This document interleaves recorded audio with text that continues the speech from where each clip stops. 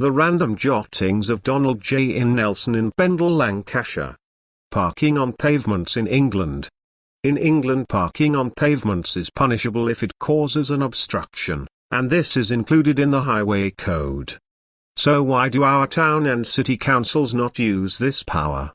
The disabled mums with prams, people on clutches and people in wheelchairs have to go into the road or street to pass a vehicle parked partly on the pavement.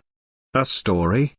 Once upon a time, in a quaint little English town, there was a busy street filled with cars, bicycles, and pedestrians.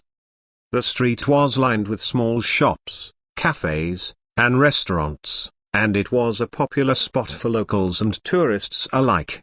One day, a young mother with a pram was walking down the street, trying to navigate the narrow pavement. She was struggling to make her way past a car parked halfway on the pavement, blocking her path. She had to push her pram into the busy road, risking her safety and that of her child. This was not the first time this had happened. Many disabled people, elderly citizens, and parents with prams had experienced similar situations while trying to walk down the street.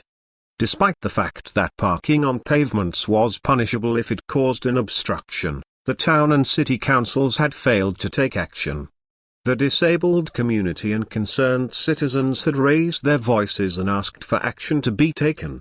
They wrote letters, organized protests, and even started a petition demanding that the councils use their powers to enforce the law.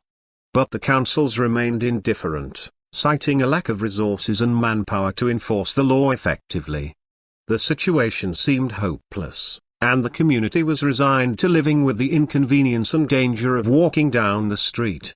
One day, a new councillor was elected to the town council. She was a young, energetic woman who was passionate about improving the lives of the people in her community. She had heard about the issue of parking on pavements and was determined to find a solution. She spoke to the local police, who agreed to enforce the law more strictly. She also reached out to the local businesses, asking them to encourage their customers to park legally and safely. She worked tirelessly to raise awareness of the issue and encouraged the community to take action. Slowly but surely, the situation began to improve. Drivers became more aware of the law, and fewer cars were parked on the pavement. The council provided more parking spaces and widened the pavements, making it easier for pedestrians to walk safely. Disabled mums with prams, people on crutches, and people in wheelchairs no longer had to go into the road or street to pass a vehicle parked partly on the pavement.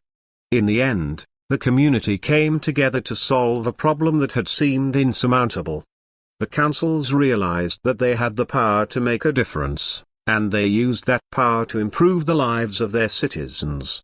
The streets became safer and more accessible, and everyone could enjoy the town without fear of obstruction.